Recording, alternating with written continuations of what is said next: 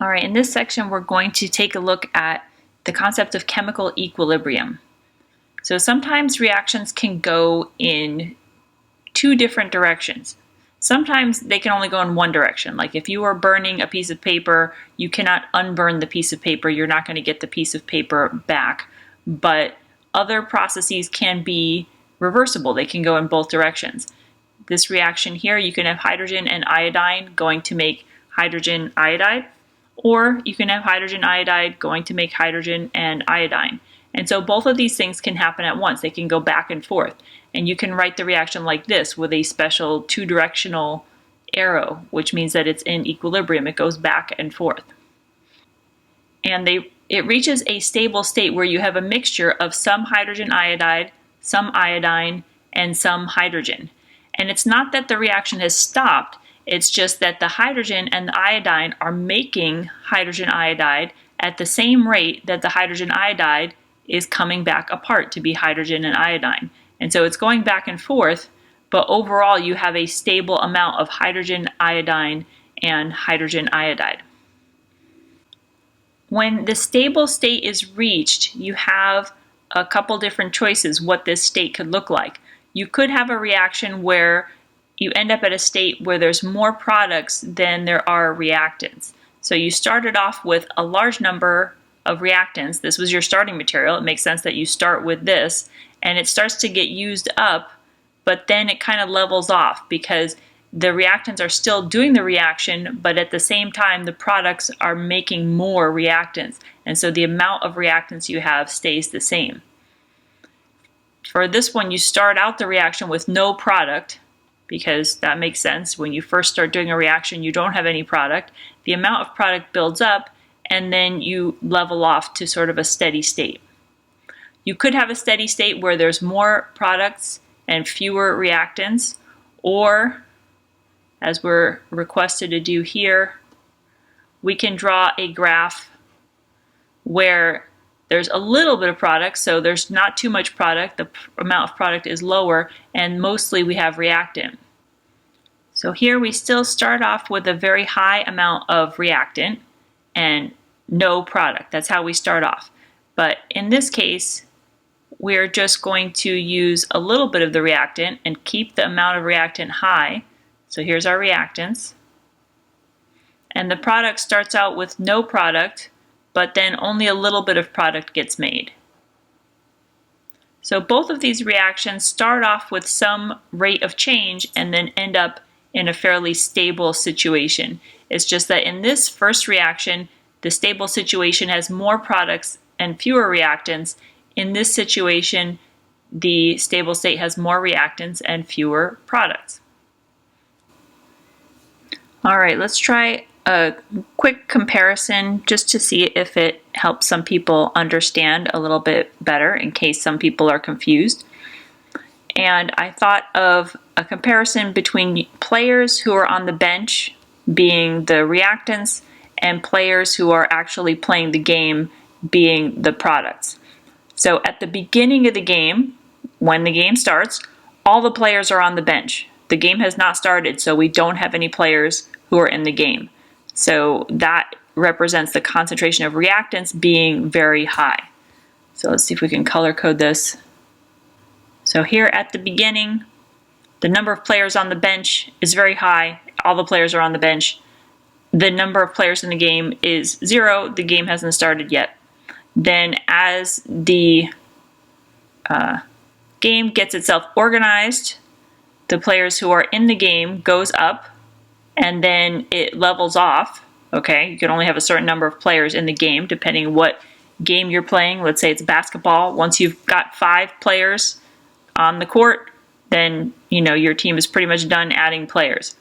The players on the bench, all the players are on the bench, and then you reach a steady state where all but 5 of the players are on the bench. And so this particular scenario, not too many people showed up to the game, so there's fewer than 5 people on the bench, and there's 5 people in the game. You could also have the other scenario where a lot of people show up to the game. Okay, we have another scenario now where, again, we start out with a lot of players on the bench, nobody in the game, and then you reach a steady state. Again, this steady state, the players on a basketball court should be 5 for any given team. And so if a lot of people show up to the game, if you have 20 people on the team, then there's going to be more people on the bench than people in the game. If you only have, 7 people on the team, then you're going to have fewer people on the bench, more people in the game.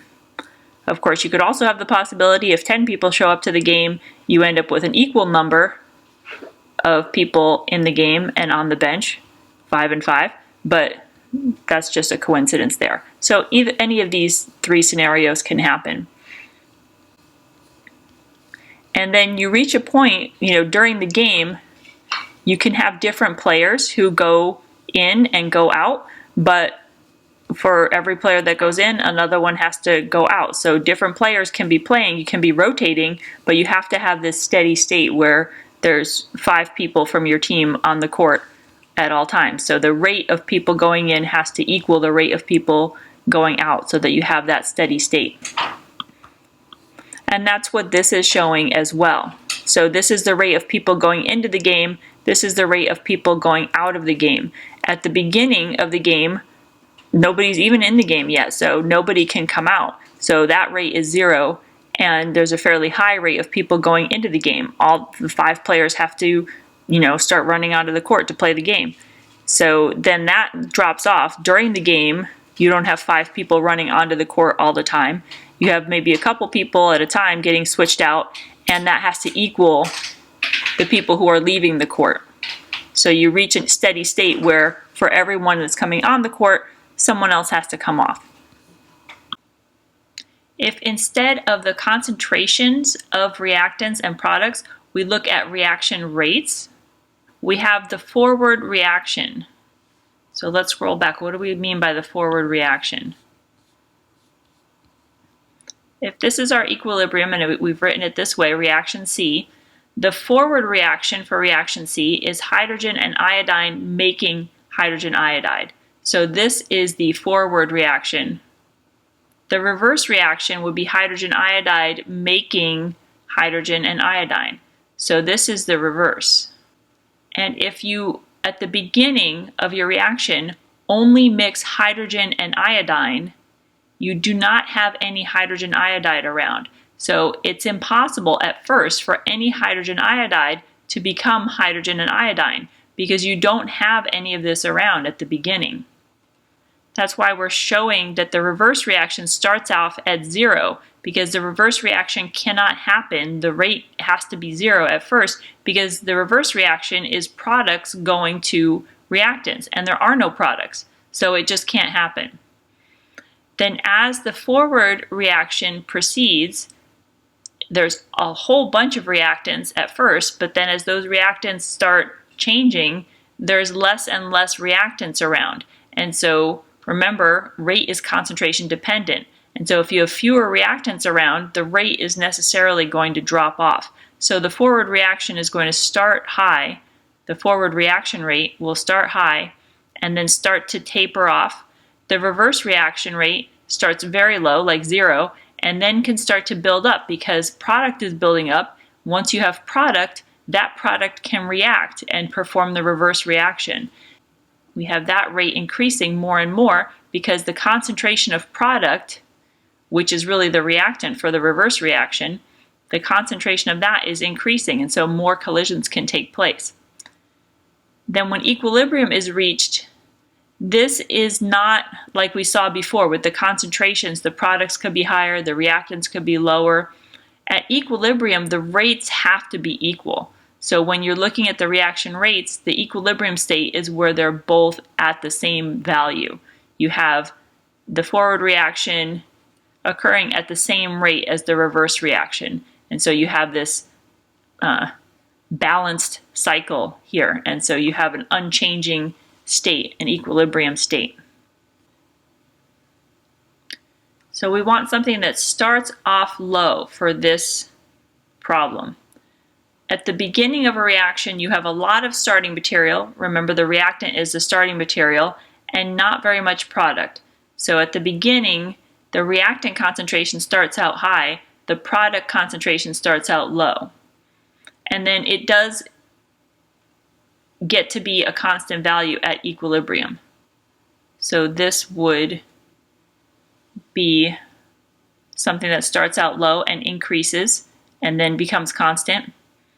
Also, between the reaction rates, remember the forward reaction starts out high, the reverse reaction starts out very low, like at 0, and then increases and becomes a constant value when equilibrium is reached. So these two would both start out low. And it's related. The reason why the reverse reaction is not happening, the reason why the rate is low, is because the product concentration is low, and you need product to do the reverse reaction.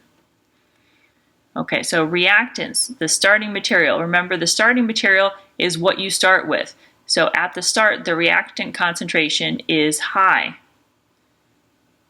So we're eliminating this. You cannot start a reaction with 0 starting material. So it starts out high, and then if it's an equilibrium, it decreases, and then it reaches a steady state, a constant value. It doesn't completely disappear and go to 0.